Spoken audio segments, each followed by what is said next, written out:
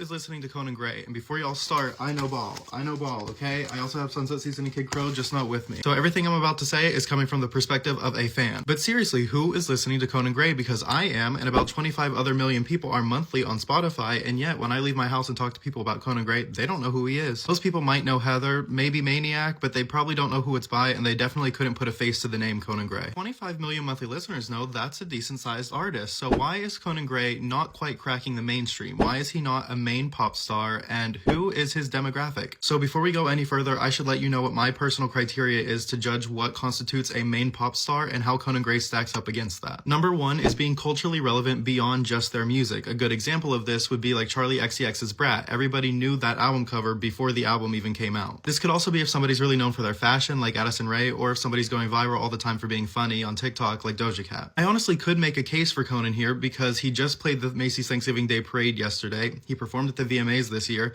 and his song Heather also trends every year, late November, early December, because of the lyric, I Still Remember, 3rd of December. Next one is having a strong brand. A really good indicator of this to me is if people can dress up for somebody's concert and other people would know what show they're going to. For instance, a lot of people dress up for Billy's Hit Me Hard and Soft tour in jorts and jerseys and wore ties and backwards hats and fingerless gloves. Like, people knew they were going to Billie Eilish based on what they were wearing. The same could be said about Sabrina Carpenter with the corsets and the kiss marks on people's arms. An important thing to note about Billie Eilish and Sabrina Carpenter, though, is how they dress on stage is obviously exaggerated, but it's an exaggerated version of how they already dress. Their aesthetics may change from era to era, as so many pop stars do, but their eras don't feel like a costume. It feels like a natural evolution of their personal style, and then they just exaggerate it when they get on stage. Now, Conan Gray does change from era to era, at least he has from Found Heaven to Wishbone, but both of them feel very costume-like to me. Conan's last album, Found Heaven, had a very big 80s aesthetic. Even on the cover, he's wearing this jacket with the eye makeup, all of the music videos were very 80s inspired, and even on tour, he was wearing like 80s themed jumpsuits. But this did not feel like Conan Gray to me. It felt like he was doing almost like a character, and I don't think that that was intentional.